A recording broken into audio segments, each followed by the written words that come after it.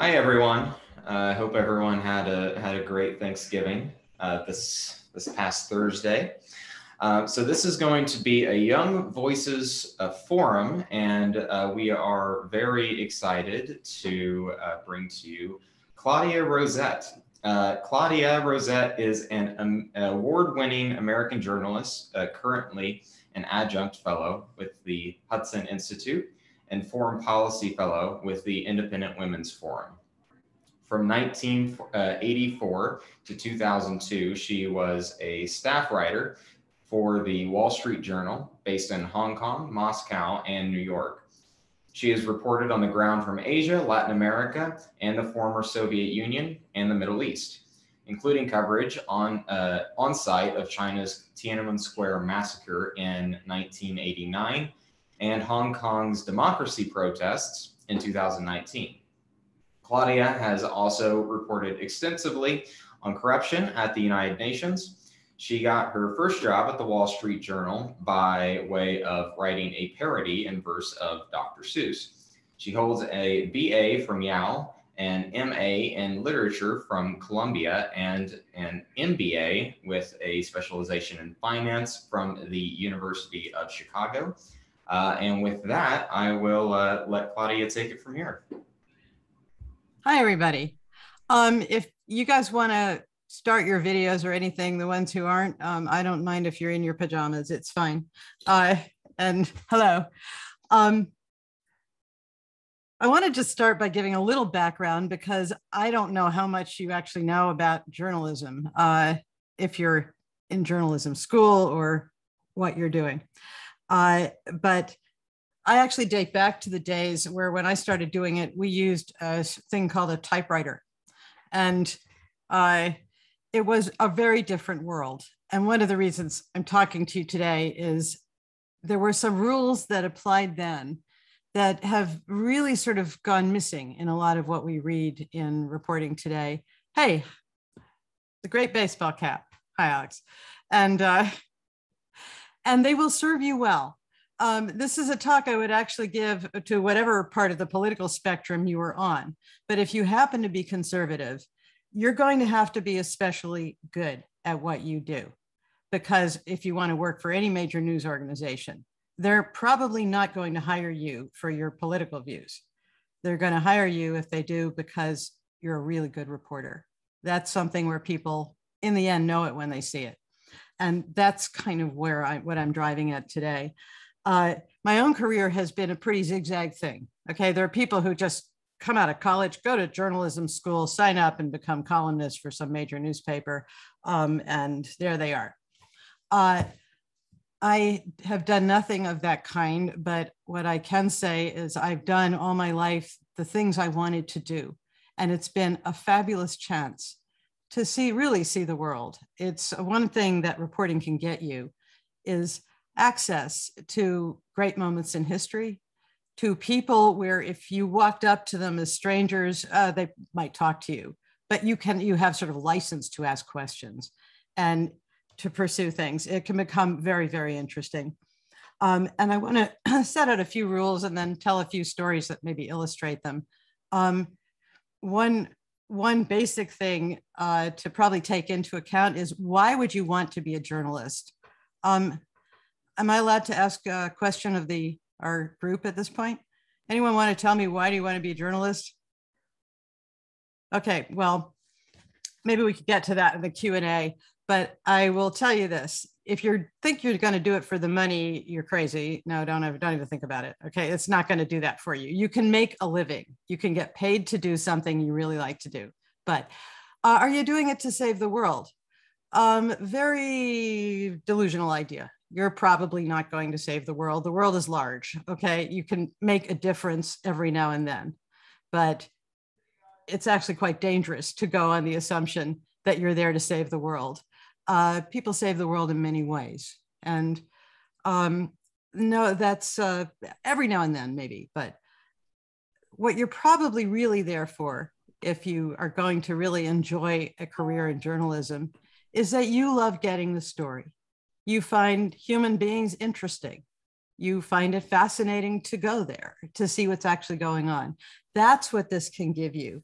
And that's sort of what you want to work at. And with that said, okay, here are just a few really short rules, basic rules for reporting. I asked around among some of my geriatric set, what is it that your generation is interested in? And I was told that a lot of people really want to write opinion more than they want to do reporting. Actually, it's very, very, very bad idea to separate the two. The best opinion writing, if that's what you want to do, is based on reporting. It is vital, and not crowdsourcing off the internet. Real reporting where you want to see it, ask yourself, can this be what I think I'm seeing? And that's the basis for it. So number one rule, never be afraid to ask a stupid question, okay? I don't mean an imbecilic question, which you can often see in White House press conferences. I mean a question that makes you sound sort of stupid because you don't know something that maybe you think you should know. Just never be afraid to ask, because sometimes the stupid question is the one that no one wanted to ask. And you will get an answer that will actually bring you a story, will bring you news. One sort of illustration of how that can work is way, way back when I was an intern at the Wall Street Journal in Chicago. I was assigned to the commodities beat, the futures contracts. You may not, does anyone know what these are? That's in the trading on things like pork bellies and cattle futures and so on. They trade these contracts for delivery in the future. And there comes a point with almost any reporter who's put on that beat where they realize they actually have no idea what they're writing about. And they finally call up someone in the futures trading business who works in the trading pits at the exchange, say, could we have lunch? And over lunch, you say, how does this work? What is actually going on? And then somebody finally who does it gives you a tutorial and you understand what you're writing about, okay? Stupid questions, they will get you far. The next one is sourcing. And I only have 3 of these written down here, so I'm going to go into a few anecdotes. Sourcing stories used to be a very, very serious matter. You didn't publish something damning or sort of highly critical damning of somebody unless you could nail it down and attribute it in some clear way that could be checked. One second, say goodbye to my husband. You had to be very careful about that. These were the days when we had editors in a way that you probably don't have today, okay? There's an economic reason for that. It costs a lot more to produce a story. You had to go to press, you had to print it up, you had to distribute it. You didn't go out instantly over the internet. Even phone calls were more expensive. So a lot more thought went into these things. And one of the things that they insisted on was that you really nailed down what you were writing. I read a lot of stories in places today, like the Washington Post and New York Times, that will say, 57 sources familiar with the situation at the Pentagon said so-and-so is a corrupt, sleazy crook and should die in a vat of boiling oil. Okay, well, what were the sources? How can I check that? I can't. They could have made it up. What used to be a joke with some of my friends at what was then the Asian Wall Street Journal, where we would worry about how to source things about China. And we used to kid each other. Well, I'll just quote you, a source close to this reporter said, the guy at the next desk. There's a reason not to do that. There's a reason to work very, very hard to try and attribute it. The biggest reason is that you could be wrong. Sources have their own incentives, and you always have to factor that in. Why is somebody telling you something? Okay.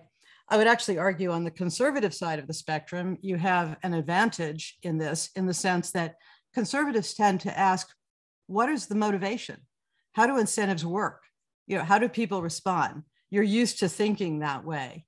And that will get you far. Why is somebody telling me this? What's his agenda? Okay. One of the things that attribution does is it lets everybody who reads your story check that. I can tell you a very specific story about a moment like that. About 17 years ago, I was reporting on a story of corruption at the United Nations. And it was clear that the son of the Secretary General, then Kofi Annan, had taken payments from a corrupt company for doing UN business. Okay, it was a dirty money story. except it wasn't clear how long he'd gone on taking them. This was a matter of some importance. The story depended on that. And I was having tea with someone close to the situation who mentioned to me a date. And I thought, whoa, that's what I'm after. But it was an off the record conversation. I couldn't quote this person. I had agreed that I wouldn't quote her. And I think I could give the gender these days, but nothing more. So what to do? I could have gone under the current rules of reporting. I could have just gone and said, a source familiar with the situation says X, and then written it. Okay, story's out there. But the story doesn't rest on anything solid. It's speculation that you're printing. It's rumor, effectively. Well, I went round and round and round. I was, what to do. I finally did the most obvious thing in the way of stupid questions, which was, I thought that the UN would never confirm this, but I finally emailed the spokesman at the UN. And I said, is this accurate? Is this date the date on which the final payment went through? And to my complete surprise, and this is why it's always worth asking that stupid question, spokesman said, yeah, actually, that's true. He confirmed it. So bang, I had it on the record confirmed. It was a hell of a story. Nail it down. And then finally, and this one I don't see in a lot of press conferences where the reporters disagree with the person they're interviewing, but this is basic. When you are interviewing somebody, no matter how much you might dislike this person or disagree with the person, be polite. It's vital. Be professional. What you want to be, if you're going to be a good reporter, is professional about it. And you may be aiming to write the most searing, devastating, scorching thing on earth, well-sourced, based on your stupid questions, but be polite when you talk to that person. Do not call him or her names. Don't, just ask your questions. You're there to find out things, okay? That's vital, and people will respond to that. They are more likely to talk to you, actually, because one thing a lot of people want to do, whatever's going on, people want to tell the truth. That's a lesson of Macbeth, basically. It's hard to cover up lies. Okay.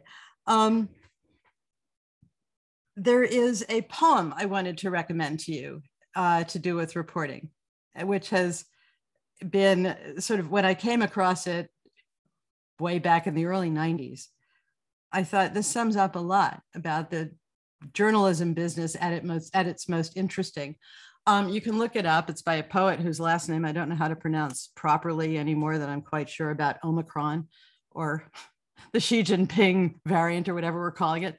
But it's by Kenneth Koch, K-O-C-H, and it's called Sign at a Railroad Crossing in Kenya. And the gist of the poem, it's a long and good poem, but the gist of it is this: a passing train may hide another train. Those are two of the lines, okay? What he's talking about is you get to a railroad crossing and you're sitting there watching this long train go by. And he says, when the train passes, wait a minute, just to see if behind it, while it was going by, another train was coming in the other direction. Because if you don't, the train you were watching goes and the train that it was hiding hits you from the other side. So just take that moment to make sure you actually see the whole situation. And let me give you a very clear example of how that came into play in a story I reported from Russia in 1994. I had worked in Asia for 7 years as the editorial page editor of what was then the print edition of the Asian Wall Street Journal, now defunct, in a Hong Kong that is now being destroyed by China. But in those days, we had free speech, it was British rule, and we had a wonderful time publishing what we wanted to. I was pretty familiar with the horrible things that North Korea did to its people, and had made one trip there. And then I was transferred to Moscow from the editorial page of the Wall Street Journal in Asia to the news bureau of the Wall Street Journal in Russia, which is not a way things generally go, but it turned out to be quite interesting. And when I got to Russia, there was a story in the Russian newspaper about these North Korean labor camps in the Russian Far East. and I was quite interested. People knew very little about them. We knew that a correspondent for the German magazine Der Spiegel had flown into one of them in a helicopter he chartered and tried to report, and that the North Koreans had attacked his helicopter with chainsaws and axes. So he left. Okay, that was about it. But I had the advantage that I was a print journalist, and I guess he was too. Never mind. It's a different story. But I decided to go. And my Russian was not that great. I had no background in Russia. I had landed there, sort of boom. And I took along this wonderful intern in our office who spoke very fluent Russian and liked adventures. And the two of us, if we kept our mouths shut, looked Russian. And we flew out to a town near the headquarters of this labor camp and just walked in. I mean, it was you couldn't do that nowadays. I would not recommend it. But you could at the time. Everything was in chaos. It was the Soviet Union had collapsed just 3 years earlier, less than that, 2.5. And all the rules were up in the air. Okay, when I went out there were indeed North Koreans working in slave labor conditions with no socks in the snow in this horrible, isolated part of Russia, logging the forests of the Russian Far East, shipping the wood out for hard currency to Japan, places like that. I went out there with the assumption that the North Koreans in these labor camps were being sent there by North Korea for punishment. Okay. We would consider it terrible punishment to be living in such a place. They were dying doing their work there. It was miserable conditions. What I discovered when I tracked down some of the North Koreans who were defecting from these camps into Russia was that they weren't being sent to these camps as punishment. Conditions in North Korea were so bad that they were actually bribing people in the North Korean communist government for what they saw as the privilege of being able to go and work in a labor camp in the Russian Far East. Okay, that was the deeper story. That's the passing train may hide another train. Had I not gone there, had I not then found people who were running away from these camps into what they saw as the free country of Russia, and one of them asked me the most poignant question I think I've ever heard. He said, sitting in this safe house, because the Russians would track them down, return them to the North Koreans, who sometimes murdered them in the consulate in the Russian city of Khabarovsk, which was the closest place near the rail line where they were running away.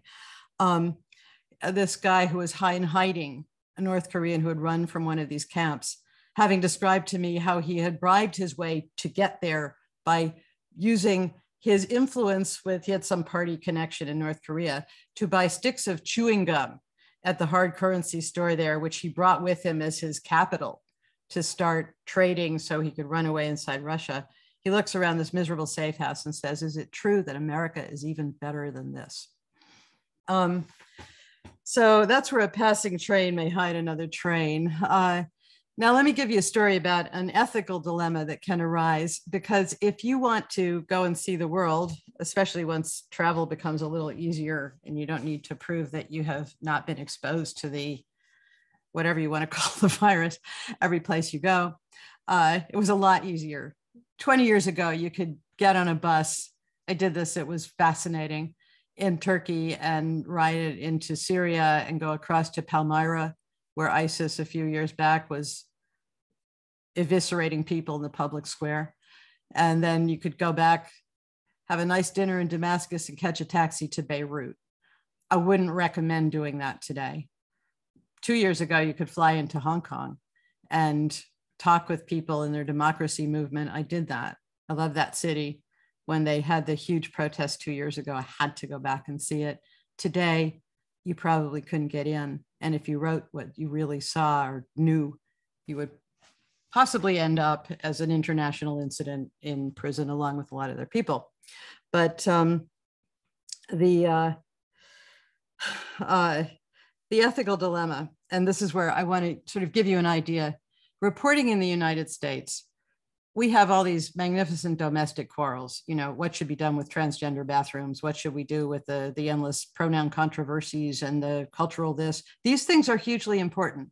We are the world's super tanker. Okay, we're huge. We matter. And our domestic disputes matter to the world because they spill over in all sorts of very consequential ways. But it's also useful to put it in perspective.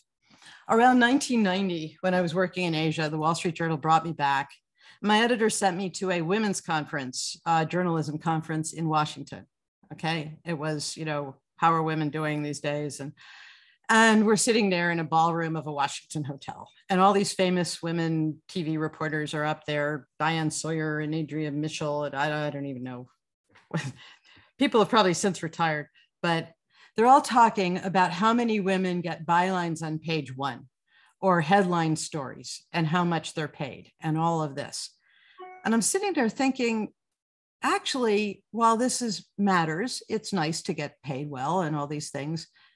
Is this that interesting? And next to me was this woman from Leningrad, which we now call St. Petersburg, okay, the Soviet Union. This was just before its collapse. And she was dressed in really bad. I mean, she clearly couldn't afford good clothes. She was wearing stuff from Russia. She was sitting there listening. And she finally leaned over and said to me, she said, I have a problem they're not talking about. I said, what's your problem? She said, well, we took huge risks to back reformers in Leningrad.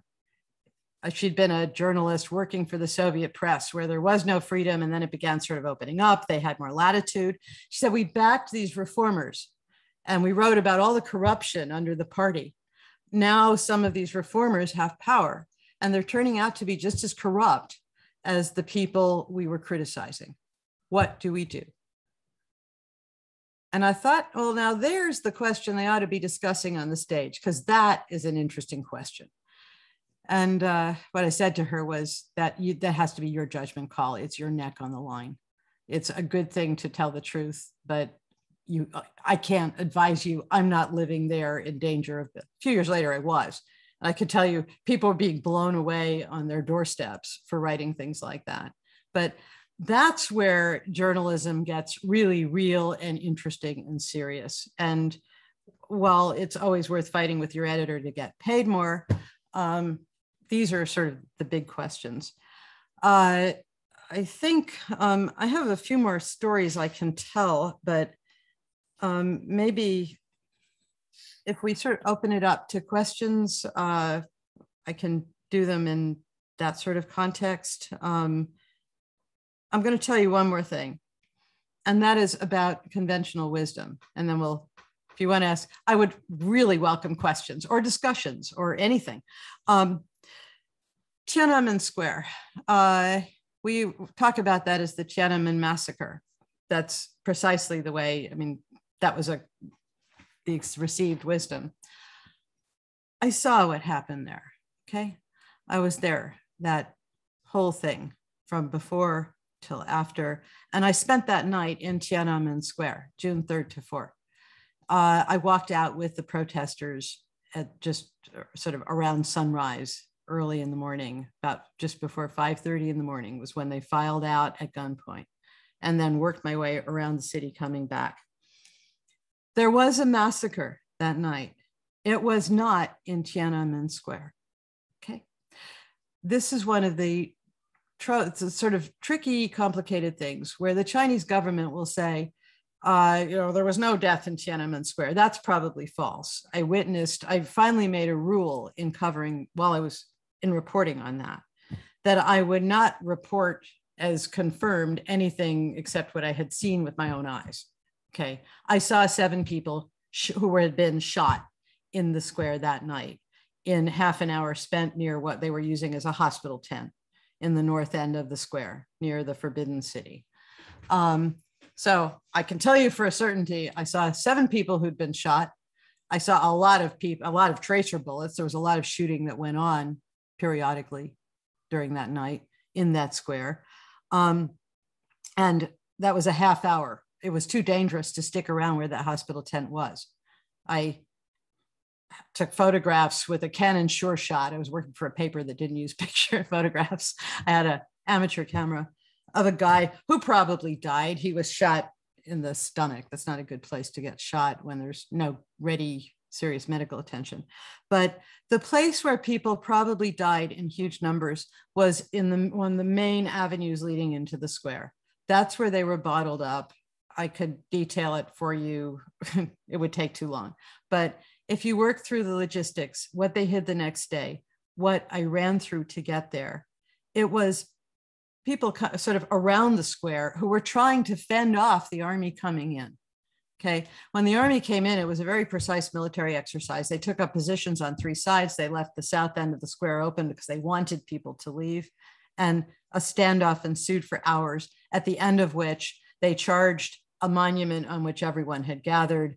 It wasn't a charge with sort of fixed bayonets killing people. It was with guns ready, AK-47s. They moved in on this monument, and the protesters who had gathered there filed down. Okay. Possibly people were killed during that, but most people filed out. It was around there. So there was a slaughter, no question. There were certainly people in the hospitals. There were people killed in the streets. There were bodies. But the picture, we all sort of like the Aristotelian unities in writing a story, right? It all happened in Tiananmen in a few hours that night. No, and the important point here is the people who died weren't just student protesters. They were actually the people of Beijing, and this I did see, who ran out into the streets to try and stop with sticks and stones and bare hands and burning bus barricades, an army equipped with AK-47s, armored personnel carriers, and then behind them tanks. By the way, if you're going to do this kind of reporting, do learn the difference between an armored personnel carrier and a tank. They are different. And APCs were the leading edge of that one. So Tiananmen massacre, I use it myself sometimes because people understand what it means, but there's that question of what actually happened. This is always worth really keeping your eyes open for. So with that, I would welcome questions, and I'll turn it over to you, Caleb. Yeah, Alex has a question here that kind of expands a little bit on what you were just saying about Tiananmen Square.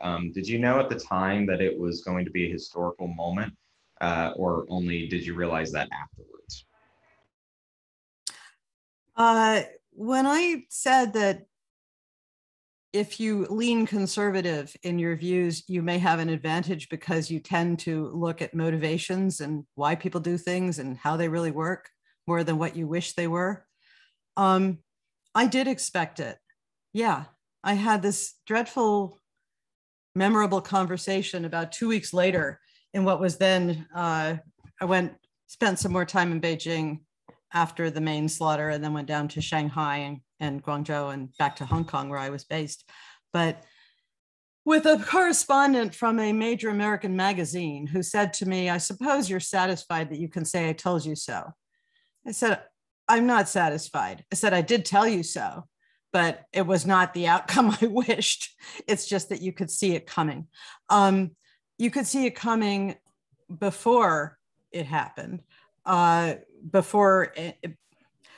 been writing editorials for the Asian Wall Street Journal about China for some years at that point.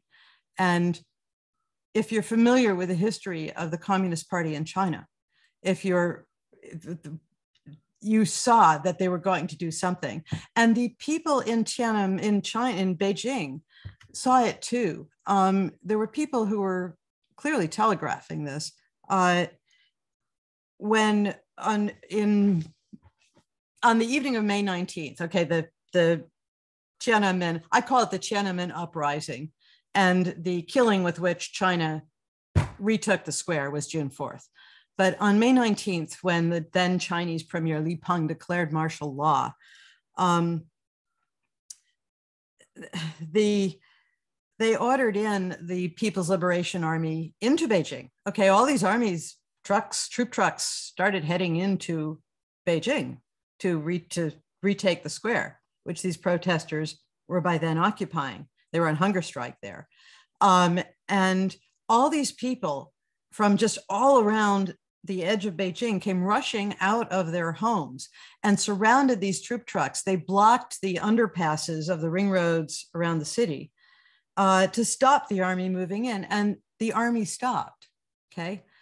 They stopped. And there was this bizarre scene for several nights of all these troop trucks with these troops in them, surrounded by people at the underpasses. And I and some of my colleagues got in the habit of going around. We would use the Wall Street Journal's bureau car to sort of look at these places at 3 and 4 in the morning, or are they still there? And interview the people who were surrounding these troop trucks and so on. And a few nights into it came the moment when the troop trucks withdrew. We were standing there talking with a group of people surrounding one at one of these overpasses. And suddenly they start up the engines and the trucks drive away. And I put this in the story I wrote on that night. At that point, I was filing like every other day because the Journal knew this was a huge story. I was writing op-eds, but they were reported op-eds. And they were running a lot of them, which they usually don't do. It's usually one thing, a topic, and then they move on. But this they were following as a real story. Also, that was a different set of news priorities in those days. Anyway, I asked the people who were still there. They didn't leave. It's 4 in the morning and they're sitting there at an underpass where the troop truck's gone. I said, why are you still here? They said, we know they're coming back. Okay. A few nights before June 3rd, I was talking with the hotel manager. I was staying at a hotel there where the manager had to deal with the local staff. Okay. And they had been highly sympathetic to the protesters. They'd been sending food to the protesters. And I got back from one of these excursions around the city late at night and had a drink with him. There's a lot of 4 in the morning stuff during that. It's a sleepless time. And he said to me, you want to watch out. He said, the wind just turned. They've started sending food to the troops who are still around the city. And they know that the wind has changed. Something has changed. Orders are going to come down. And when it happened, it can happen. So yes, I knew. Well, one reason there should have been more Western press based in Asia in Beijing that night. I mean, there were a lot. And there were a lot of reporters who had come out with Mikhail Gorbachev from Russia and then stayed on. Their newspapers or magazines wanted them to stick around Beijing because that was the big story. There was a wedding of a journalist in Hong Kong that weekend. Some people went down to the wedding. It was clear you shouldn't go to that wedding. You should stick around. But so could you see it coming? Yes. If you talked with people who had a reason to really keep their ears on the ground or were part of the local scene, they knew. It was also, you could infer that it was coming. The Communist Party was not going to let it stand.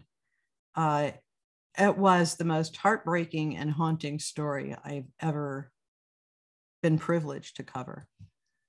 But yeah, maybe a way of applying that going forward is people talk to each other. And one of the reasons to go there, okay, they say different things online from what they say direct.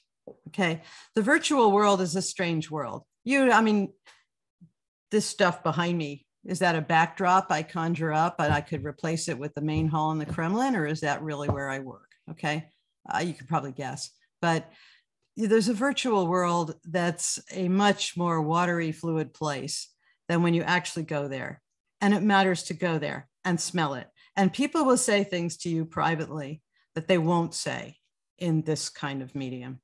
So you go and you listen. You see anything that seems out of place, you ask.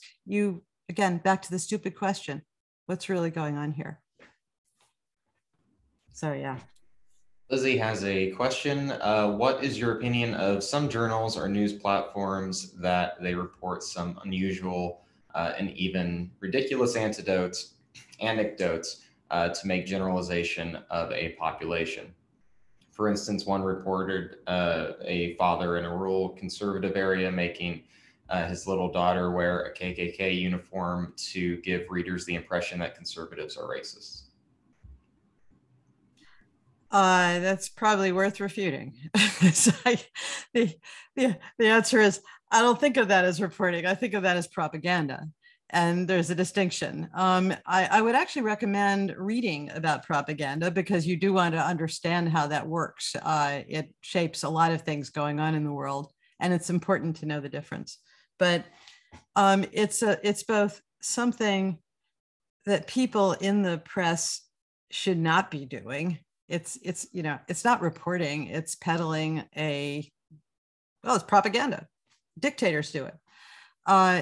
It's also something to try and avoid yourself. I mean, one of the dangers of sort of preaching anything about reporting, I prefer the word reporting to journalism. It's more of a real word, is that you'll make mistakes yourself. You're prey to all the sins and foibles and faults, but you try not to. And try to resist that temptation yourself. Again, what you want to cultivate, and this really will serve you well, is a reputation as someone where people might not like your opinions about how the world works, but they will respect the fact that you are that you are careful about your facts, that you document what you say, that you don't take one thing and then just extrapolate it to be everything, unless you can point to the real legs, unless you can say, here's why we know this is representative. So I wouldn't even call it reporting. May I just add one other thing? It's also important to, words matter. I mean, you might have been assigned George Orwell's essay on politics in the English language. Go back and read it again. In fact, keep it on the shelf, or you can pull it up online and reread it at least once a year, okay? Words matter. And in that respect, I hate the word social media. I mean, does either one of those two words mean anything? We know what we're talking about, and we all have to use it because it is understood sort of what it roughly refers to.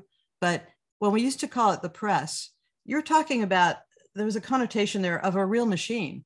It made a noise. It smelled like ink. It was exciting. It features in old black and white movies, with the newspapers going up the thing. Try to avoid getting into those sort of windy, empty words where you can. It's social media, yeah, but what are you interested in being? Reporters, essayists? The more specific and concrete you get, the better. Elise has her hand raised, so go ahead and unmute yourself there. Hi, thank you so much. This was so interesting. I have a question about the future of journalism, because it seems that the art of reporting that you describe is vanishing. And I wonder if it will continue, because I mean, I work for the Mercatus Center, and we have Martin Gurry there that talks about post-journalism and how it's like now people instill their opinions into everything, including reporting. And so I'm wondering if you think there's a future for some outlets, and what do you think the future of the industry looks like? Yes, there is a future. I just don't know when it will be. Okay. How do we get to sort of a decent era in journalism? Yeah, things go in cycles. And the one thing you want to be aware of is you're never guaranteed that you'll be living in a free and happy country. I think America is in great peril at the moment. And we've been in great peril before. It's just, don't extrapolate from the fact that we got out of it last time that we will again. It took a lot of work. It takes a lot of sweat. It takes an enormous amount of determination. It takes something like what Winston Churchill brought to bear when he was faced with Dunkirk and said, well, damn it, we're going to bring home the expeditionary force and win the war. That took 6 years. But that said, things do tend to go in cycles. The pendulum swings. And right now, whatever we call journalism is in a ghastly state. I mean, it really is. Opinion is not reporting. It has its role, but it needs to be attached to something. In the 19th century, we had the era of so-called yellow journalism, bucket shop. It was sort of every newspaper had political loyalties, and they really served whoever owned the newspaper. They were in the business of making sure that person's business interests were protected and so on. how did the Wall Street Journal come into being, which was where I worked for 17 years. Mr. Dow and Mr. Jones and a guy named Barron from Barron's got together and had the idea that since you couldn't trust anything you read in the press, they could maybe make money by publishing a newspaper where its main claim to fame was that it wasn't going to be bought, that you could get honest news. And it turned out there was a real appetite for that. And they published a very successful newspaper. And that was the Journal's big selling point. They were not in somebody's pocket. That should still be a selling point. I think there's a tremendous craving out there in the public for honest news. We've had this huge technological change, which went from, as I said, when I started this, when I first began doing reporting, I was sitting there with an Underwood typewriter and actually using scissors and Scotch tape. Then we went to the era where I was hand hyphenating on a computer in 1993. Okay. Then we got Windows. Then now we have this. And this has just churned up the news business in an enormous way. Everybody had to figure out again how to monetize, how to capture profits when suddenly all the stuff was out there. We're in the very interesting position now that endless data is available, but human beings still have to figure out what it means. The question, I had what I think was the best editor alive when I covered Tiananmen Square, the late Bob Bartley, who was the editorial page editor of the Journal. When I got back to my hotel, I called him because I was afraid they were going to cut the lines and said, I'm going to dictate the story to you, then I'll go write it up. And he said, okay, start with the high point. So I gave him what I'd seen. And then he said, and this was the big question for the opinion side, what does it mean? And my first thought was, God, read Dostoevsky. What does it mean? You've just seen the world's most populous nation, millions of people rise up and demand something where 6 months ago, everyone was afraid to say anything about it.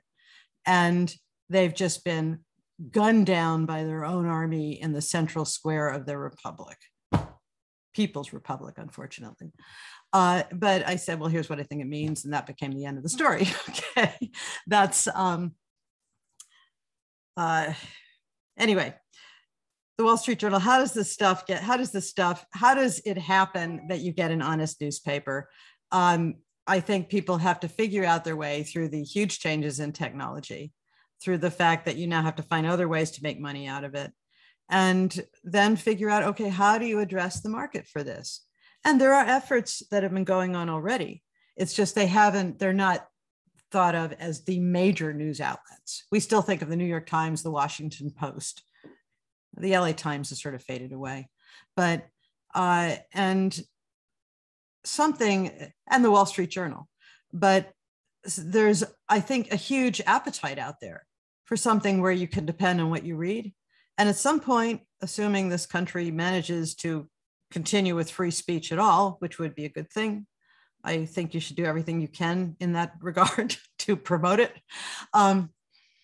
You'll see the emergence of some news outlet that will be selling pure and simple the fact that you can depend on the news. And probably it's probably no accident that the Wall Street Journal did this as a business newspaper when it emerged as it did, as sort of the honest reporting, because it's in business that people most need to have accurate news. That's not just your opinion on the line or your entertainment for the day, it's your income. And people think hard when that starts to be affected, the way they're thinking hard right now when they fill up at the gas pump. May I tell you one quick anecdote about early days and why business reporting matters? And I actually recommend it. It sounds very dull and pedestrian, but it's a great way to understand the world that will help you when you're dealing with great big historic things to come. When I was an intern at Chicago, I mentioned the moment when you try to figure out what you're writing about, commodities contracts, cattle futures. What are these? Okay. I was given a really tedious little menial assignment because I was young and knew nothing. They had spot quotes, which are the sort of day's prices, the prices today or yesterday, since the newspaper always lagged a day at that point, for things like scrap steel, edible tallow, all these things that meant nothing to me. I mean, I was a snotty, just out of college kid in graduate school at the University of Chicago. And I'm sitting there at my desk and I'm given this list of sources that they routinely call. And my job is to find the spot price, the quotes of the price that day of these various commodities where I have no idea what people do with them. Scrap steel, edible tallow, I don't know and the assignment was, there were about 7 sources for each of them, and call up each of those sources, ask them what the price is today. These were guys in those businesses. Write them all down, average the amount, and that would be the price that would appear in the next day's Wall Street Journal for edible tallow. Well, I came in one day and there was something that happened where everything was disrupted. People were not in their offices. It was hard to reach them. So I didn't get a lot of the phone calls, didn't go through. Couldn't reach people. So I had a lot less input, and I just took what I had and averaged it. And on one in particular, I think it was scrap steel. I don't remember exactly, but on one of them, I was really short. Okay. So I just put in what I had. And I came into work the next day and my desk was covered with phone memos, the equivalent in those times of Post-its, from outraged businessmen who read the Wall Street Journal, who were in the businesses that depended on that quote. Okay. People I'd never met, had no idea what they did, had no idea what prices I was actually dealing with. And I suddenly realized that while it was nothing to me, there were guys whose entire living depended on the prices that I was averaging in that list and they were putting in the paper the next day. Okay. That's where, and suddenly you start to look and think, this actually, a lot of the grand pronouncements on page 1 may turn out to be speculative and won't matter that much and everything else. But for these guys, that real nitty gritty right there, it does matter. And some of the truly great stories that people have come up with over the years start with looking at something like that and saying, what is going on? What happened there? I commend to you a movie that came out, I think last year, a year or two ago, Mr. Jones, about the reporting on the famine in Ukraine under Stalin, where a reporter goes and bypasses the pack in Moscow to go and actually have a look at Ukraine. It's fairly gruesome because people were starving to death and cannibalism was emerging as one of the things they did. But it's also based on a true story. And okay, maybe we should move on to the next question. Cannibalism is sort of a low there. Alex, you're up, and then we'll have time for one more question with Lizzie as well. Yeah, thank you for talking to us. This has been fascinating.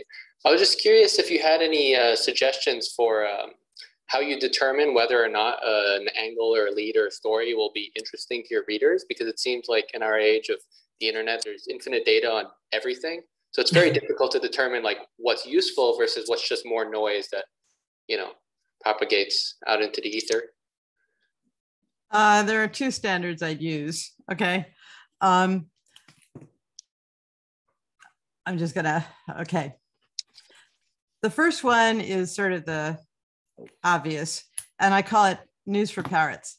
I don't intend any insult to the readers of the whatever you're writing, but if you're familiar at all with the old British comedy group Monty Python, they used to do a skit called News for Parrots. And it was a satirical skit, and it was news for parrots. And it would begin with, no parrot, there was a pile up on the M1 motorway today, no parrots were involved. There was always a parrot angle, okay? It's one of my favorite real life examples was a friend in Mexico City way back in the days when Syria invaded Lebanon. And the headline in the Mexican press was, Syria invades Lebanon, Mexico promises not to intervene. Okay, that's news for parrots. That's the local angle. People are always interested in reading about themselves.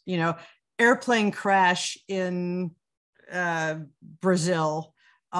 Nobody from local town was on plane. Okay, that's the thing that people tend to add to get for the local angle.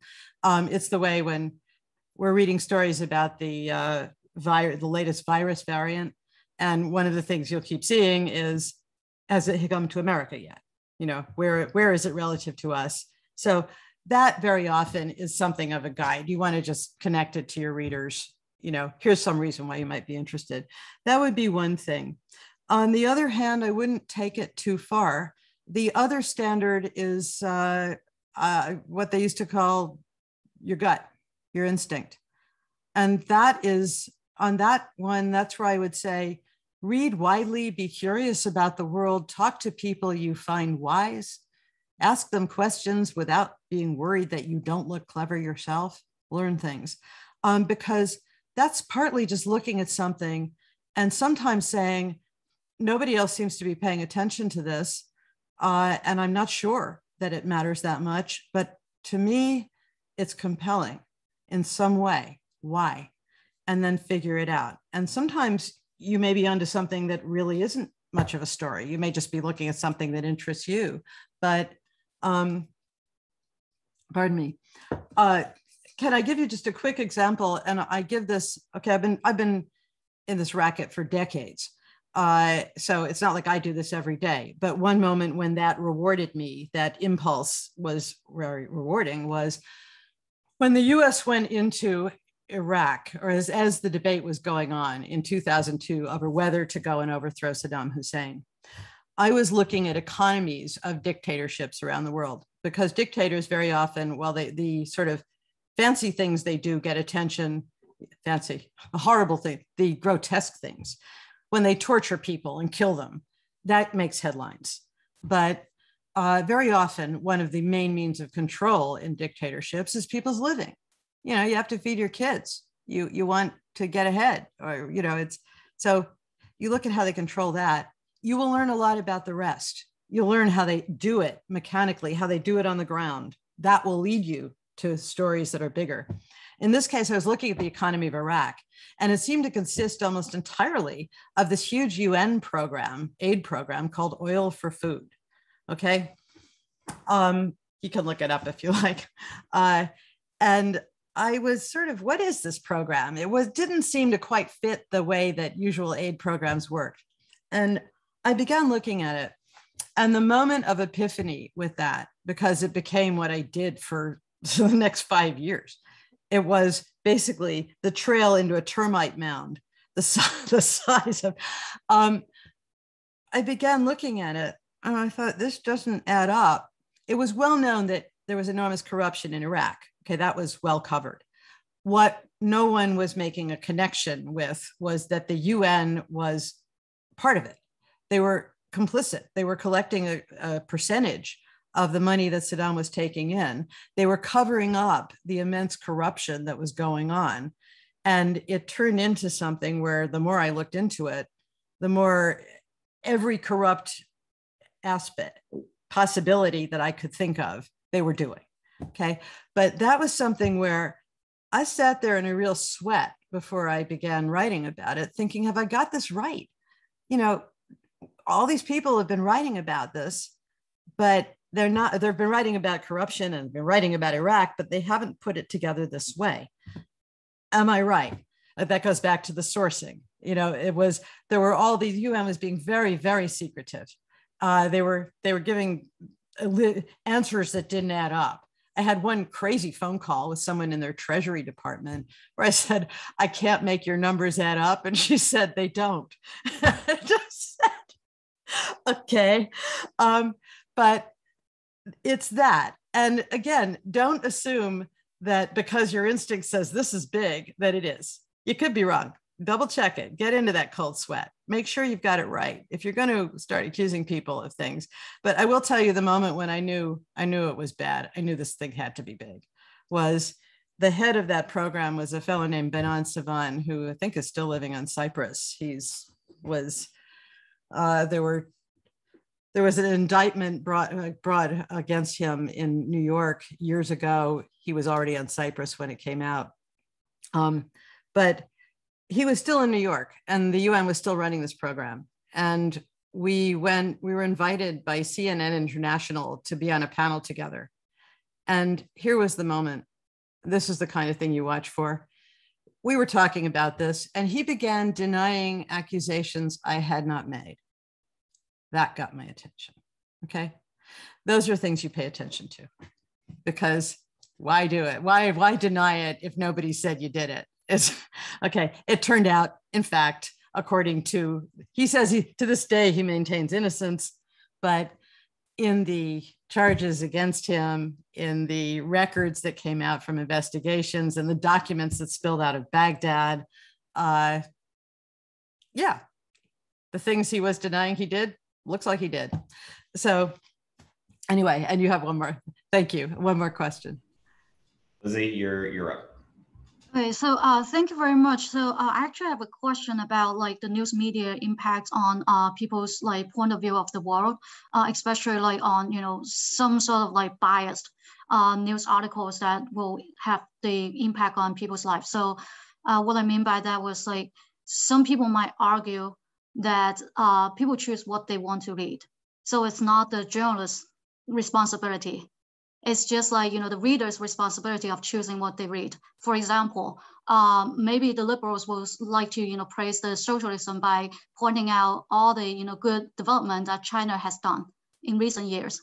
And they really love China. I guess maybe they just, you know, took a tour on those like very developed cities in China, and then they just seen a very fancy stuff, and then they love China.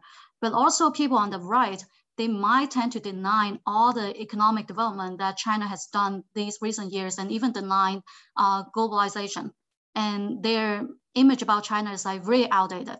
That's my impression when I try to talk to Americans in general. So I guess that might have something to do with, you know, what news platforms that they choose to, you know, watch and read, right? But at some point, I don't think that's a satisfying answer. And so I want to know what's your opinion about this. Like, what's the media, like how media can actually impact people, and what we can do to provide a more unbiased point of view of the world. Thank you. Okay. Two things there. One is there is an answer to what this enormous, China has become extremely adept at propaganda, and they put out enormous amounts of it online and, you know, everywhere. But there is an answer. If you take a broader look at the world, one of the things about propaganda and understanding it is you have to stand outside it to see what's going on. You sort of get into that world, and it's like, I don't know if you ever read The Wrinkle in Time, the children's books, the devouring thing in space. You get lost in that world. And the answer on China is really pretty simple. There's no question that there's been enormous economic development there. We help them. We welcome them to the world trading system. And people in China, given a fraction of a chance to work and earn something from it, have done that. They're amazing. I have huge respect for it. As soon as they were freed of the incredible burden of Mao's collectivist policies, which would beggar and starve anybody, they got to work. And there's been enormous rise in prosperity as a result. Although if you look per capita, they are still pretty poor, okay? However, here's the catch, here's the hitch. It is possible to get rich and be free, okay? The Communist Party presents it as the sort of, you need communist control in order to have that development. They're setting themselves up as a model of development for the world. Look to Taiwan. And this is one reason why Beijing wants that democratic government there gone. Or look to what was going on in Hong Kong until China finally began crushing it. You can have, in fact, freedom and economic development go very well together. That's exactly where Taiwan, as it evolved from a dictatorship to a democracy, something communist systems really have a hard time doing. They pretty much have to collapse before you get to a democracy. But you can have freedom and development. So I wouldn't argue that there's been a great rise in prosperity in China. I would actually say it's no thanks to the Communist Party. It's been despite the Communist Party, which exists basically to collect tolls from the people who live under it, which is one of the reasons they're not allowed free speech, that they get disappeared when they speak up or do things like that. So That's the, look at the bigger picture. Okay, when they say, look at the great prosperity we've delivered, there is also a prosperity of the human spirit. People, again, it's an old thing, but look at the way that people walk when they migrate, when they decide I'm going to flee my country and go somewhere else. They almost invariably go to a freer country. I don't see queues of immigrants lining up outside China to get in. I do see them here. So there's that. But the other thing is, you can make an argument for years and it seems that nobody's listening. Okay. Milton Friedman did this back when he began arguing for free markets. No university would hire him. Nobody wanted to hear it. Socialism was very fashionable at that sort of way back in the 50s and so on. He just kept at it. He made that argument and made that argument. He produced the evidence, he produced the facts, and ultimately he won the Nobel Prize. He got world attention. Okay, that has now faded. I wish there were another one on tap. I don't see it in our economic community right now, but it matters to keep telling what you see as the truth. At some point, somebody may be ready to listen. There was I think he was, where was he from? Poland, Eastern European poet who won the Nobel Prize for Literature, Czesław Miłosz, who wrote a line, I think, I just have to paraphrase, but he said, in a room where there is a conspiracy of silence, a single word of truth sounds like a pistol shot. And that matters. Again, going back to Tiananmen, China had protests. There were people who tried to say things and ended up in prison for it. But suddenly there was this ignition where people could talk to each other. And you will find that happens in a lot of places where it seems nobody's listening, nobody wants to pay attention.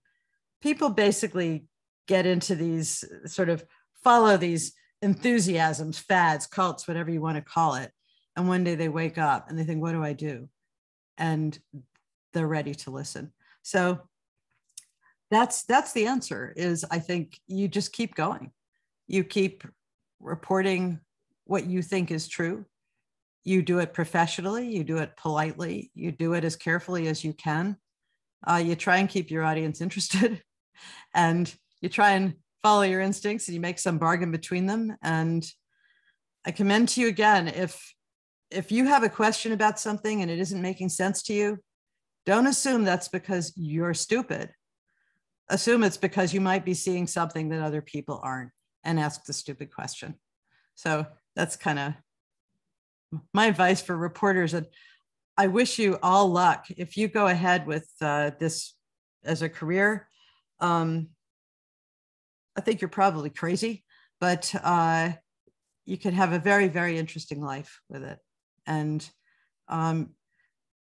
don't busy yourself with saving the planet, busy yourself with doing a really great job of reporting the important stories, and you might just make a difference.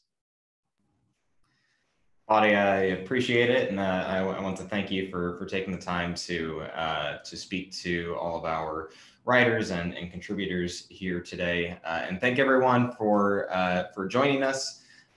This has been a really great forum, and please come back next time for the next time we have our next Young Voices forum. Thanks, everyone. Thank you so much, Claudia. Oh, it was a pleasure. Thank you all. Thank you for your time today, for coming to this. Take care. Good luck.